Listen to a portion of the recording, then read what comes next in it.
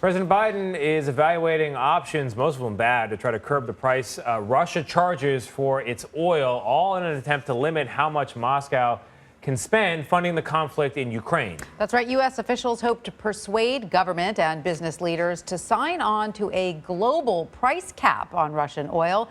U.S. Treasury Secretary Janet Yellen is traveling to Asia for a G20 meeting and plans to discuss the proposal. Officials hope to force Russia to sell its oil on the world market at a steep discount.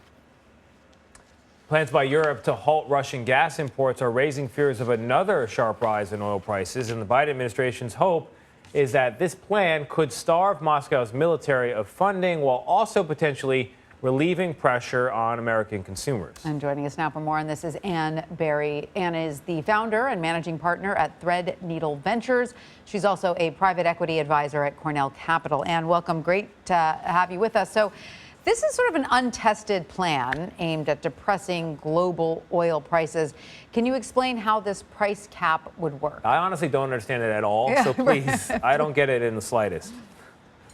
Well, it's definitely untested territory.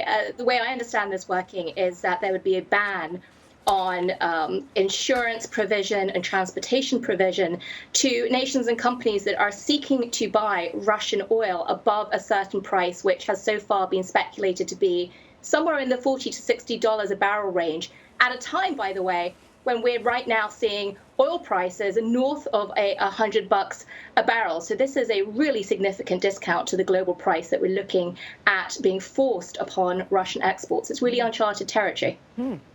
And what happens if the plan fails? What other options are there?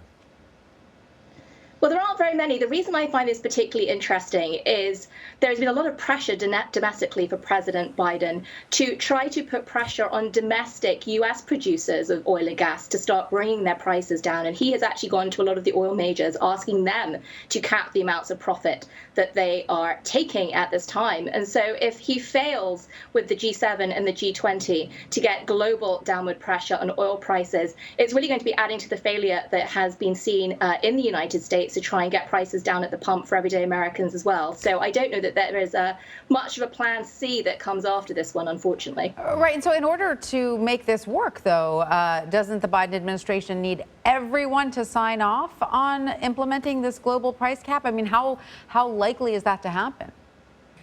Absolutely would need to have global collaboration. And one of the key issues at the moment is that India has actually been setting new records in terms of Russian oil exports that it's been willing to take. China also remains a large and major consumer of Russian commodity exports.